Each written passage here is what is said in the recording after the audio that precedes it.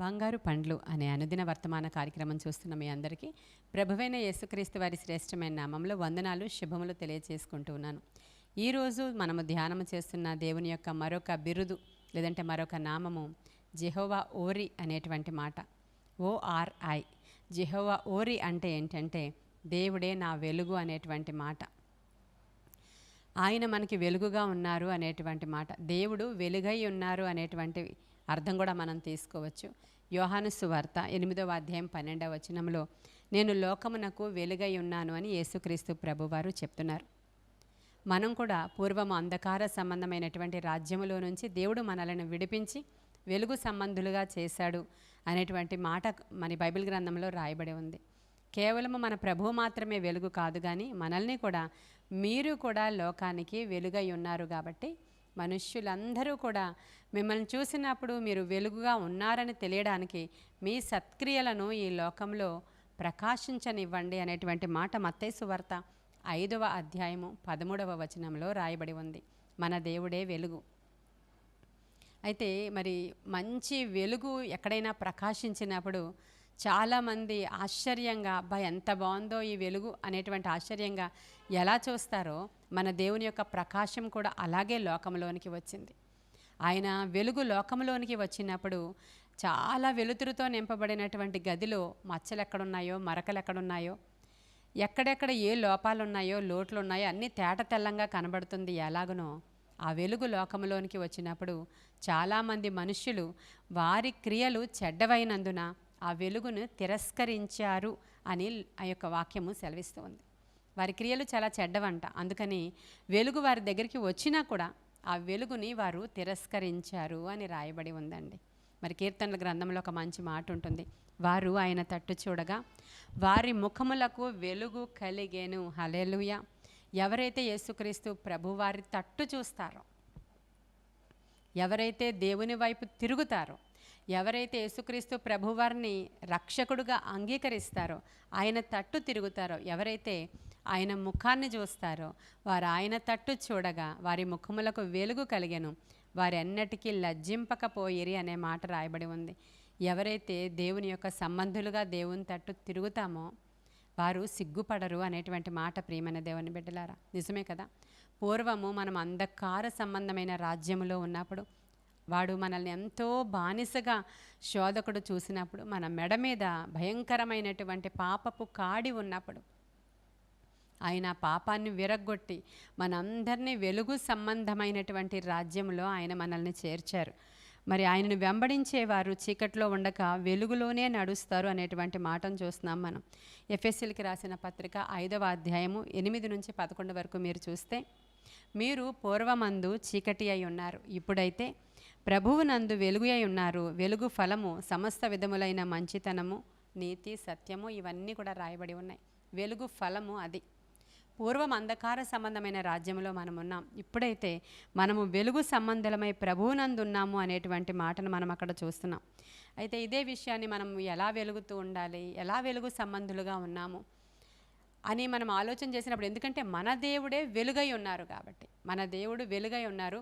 వెలుగు యొక్క నివాస స్థలము ఆయన దగ్గర ఉందంట. దానియేలు గ్రంథము 2వ అధ్యాయం 22వ వచనంలో వెలుగు యొక్క నివాస స్థలము ఆయన యొద్ద ఉన్నది అనే మాట. మనము వెలుగు సంబంధులం. ఒక 20 సంవత్సరాల క్రితం దేవుడు నాతో మాట్లాడినప్పుడు మొట్టమొదటిసారి ప్రభువు యొక్క స్వరాన్ని ఇన్సైడ్ నుంచి నేను వినడం. ఇన్సైడ్ నుంచి అవుట్ సైడ్ నుంచి కూడా దేవుడు మాట్లాడుతూ ఉంటాడు. చాలా సందర్భాలలో భక్తులకి ఈ అనుభవాలు ఉంటాయి. నాకు లోపల నుంచే వస్తుంది స్వరము, కానీ చెవులకు కూడా వినబడుతుంది. అదొక మిట్ట మధ్యాహ్నం సమయం అది. అయితే ఆ సమయంలో నేను నా యొక్క స్టడీస్కి సంబంధించినటువంటి రికార్డ్ వర్క్ నేను చేసుకుంటూ ఉన్నప్పుడు మ్యారేజ్ అయింది, బాబు ఉన్నాడు. నాకు పెళ్ళైన తర్వాత కూడా సగం చదువుకున్నాను నేను. అయితే ఆ రికార్డ్ వర్క్ నేను చేసుకుంటూ ఉన్నప్పుడు బాగా నిద్ర వచ్చేది మధ్యాహ్నం పూట నాకు. అప్పుడు నేనేం చేసేదాన్ని అంటే, బాబు కిండర్ గార్డెన్ చదువుతున్నాడు, అంటే ఎల్కేజీకి వెళ్ళి వచ్చినప్పుడు మధ్యాహ్నం వాడు రాగానే 1 o'clockకి ఇద్దరం తినేసిన తర్వాత ఇద్దరం నిద్రపోతూ ఉండేవాళ్ళం. ఆ సమయంలో ఈ వర్డ్ నాకు లోపల నుంచి వస్తుంది. అంటే నేను అప్పుడు ఇంకొంచెం వర్క్ ఉంది కాబట్టి ఆ రోజు వర్క్ చేసుకుంటున్నాను నేను. ఇంకొంచెం సేపట్లో పడుకుని పోతాను, నిద్ర వచ్చేస్తుంది అప్పటికే నాకు. అప్పుడు ప్రభువు స్వరం ద్వారా ఏం మాట్లాడుతున్నారంటే, తెస్సలోనికెళ్ళకి రాసిన పత్రిక 5వ అధ్యాయము 5వ వచనం అనేటువంటి స్వరం నేను వింటున్నాను. అప్పటికి బైబిల్లో ఏ వచనాలు ఎక్కడుంటాయో, ఏ చాప్టర్ ఎక్కడుంటుందో, అసలు న్యూ టెస్టిమెంట్లో ఉంటుందా, ఓల్డ్ టెస్టిమెంట్లో ఉంటుందా అనేటువంటి విషయాలు కూడా నాకేమీ తెలియవు. పుట్టుక నుంచి క్రైస్తవురాలని అయినప్పటికీ అంత బైబిల్ రీడింగ్ నాకు లేదు. దేవుడంటే చాలా ఇష్టం, దేవుడంటే నాకు చాలా నమ్మిక, అయినా సరే అంత అలవాటు నాకు లేదు. అసలు తెస్సలోనికెళ్ళకి రాసిన పత్రిక అది ఎక్కడుంటుందో కూడా తెలియదు నాకు. నేను ఇండెక్స్ చూస్తున్నాను. ఇండెక్స్ చూసినప్పుడు అది మొదటి తెస్సలోనికెళ్ళకి రాసిన పత్రిక, 2వ తెస్సలోనికెళ్ళకి రాసిన పత్రిక, అది కూడా తెలియదు నాకు. స్వరమైతే మాట్లాడారు, కానీ మొదటి తెస్సలోనికెళ్ళకి రాసిన పత్రికలోనే 5 చాప్టర్స్ ఉంటాయని, తర్వాత పత్రికలో 3 చాప్టర్సే ఉంటాయనే విషయాలు ఏవీ నాకు తెలియవు. అప్పుడు చూసినప్పుడు అక్కడ కొన్ని మంచి మాటలు నేను చదివినప్పుడు ఆశ్చర్యపోయాను. ప్రియమైన దేవుని బిడ్డలారా, ఆయన ఏం చెప్తున్నాడంటే, మధ్యాహ్నం 3 గంటల సమయంలో ప్రార్థన చేయమని నాకు ప్రేరేపణ కలుగుతుంది, కానీ నేను దాన్ని నిర్లక్ష్యం చేస్తూ నిద్రపోతూ ఉన్నాను.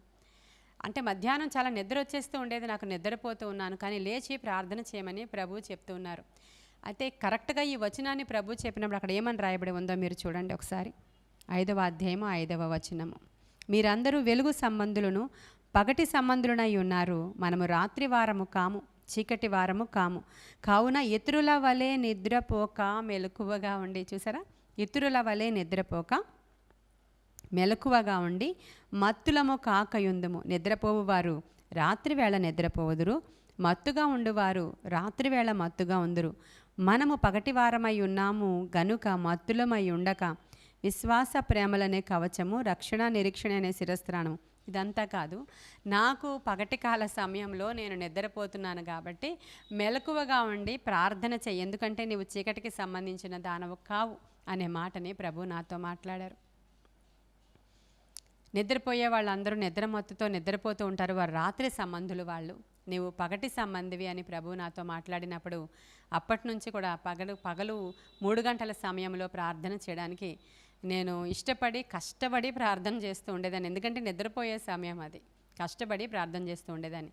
తర్వాత దినాలలో ఇద్దరుగా మేము ప్రార్థన చేయడం మొదలుపెట్టాం, తర్వాత ముగ్గురుగా ప్రార్థన చేయడం మొదలుపెట్టాం, తర్వాత కొంతమంది గ్యాదరింగ్గా మేము ప్రార్థన చేయడం మొదలుపెట్టాం, ఒక సహవాసంగా ప్రార్థన చేయడం మొదలుపెట్టాం. అప్పుడు మా టైమింగ్స్ ఏంటంటే ఉదయకాల సమయం 10 గంటల నుంచి 3 గంటల వరకు కంటిన్యూస్గా ప్రేయర్ చేస్తూ ఉండేవాళ్ళం.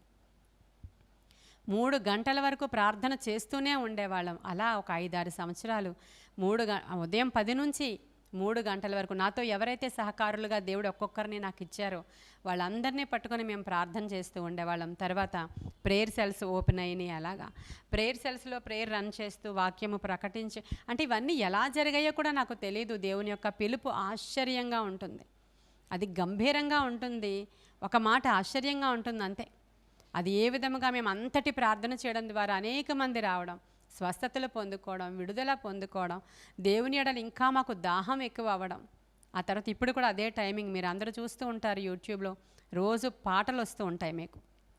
వాళ్ళ ఎంప్లాయీస్ అయినా వ్యాపారస్తులైనా ఆ టైంలో ఇప్పుడు మేము 12 నుంచి 3 వరకు పెట్టుకున్నాం. ఎందుకంటే ఆఫీసుల నుంచి మధ్యాహ్నం రావడానికి, వాళ్ళ వ్యాపారాలు షాపులు కట్టుకొని రావడానికి స్త్రీలమే గ్యాదర్ అవుతున్నాం. కానీ ఒక 30, 40, 50 మందిమే గ్యాదర్ అవుతాం. అంటే సంఘమంతా రాలేరు, కానీ ఆ రోజు 20 సంవత్సరాల క్రితం మొదలుపెట్టినటువంటి అదే సిస్టమ్ ఇప్పటి వరకు 3 గంటల వరకు ప్రార్థనా సమయం అలా కొనసాగుతూ ఉంది. ప్రియమైన దేవుని బిడ్డలారా, మరి నిజముగానే ఈ వెలుగు అనేకులకు ప్రకాశించింది. ఈరోజు సంఘ పరిచర్యలుగా అనేక వేల మధ్యలో, వందల మధ్యలో, మరి అనేకమైనటువంటి రాష్ట్రాలు, ఊర్లు, దేశాలు దాటి ఈ వాక్యం వెళ్ళిపోతుంది అంటే దానికి కారణం వెలుగే కదా. వెలుగుకి ఏది అడ్డుండదు, ఏది ఆటంకం ఉండదు. వెలుగు ప్రకాశిస్తుంది, ఎంతవరకునైనా ప్రకాశిస్తుంది.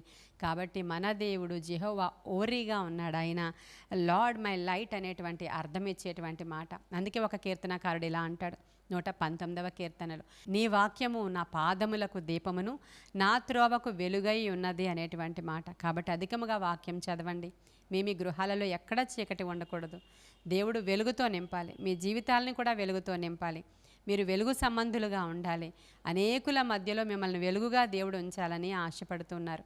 కాబట్టి ఏ గృహాలలో సమస్యలు, ఇరుకులు, ఇబ్బందులు, శోధనలు, వ్యసనాలు ఉన్నాయో అక్కడికి దేవుని వెలుగుని ఉదయింపనీయండి.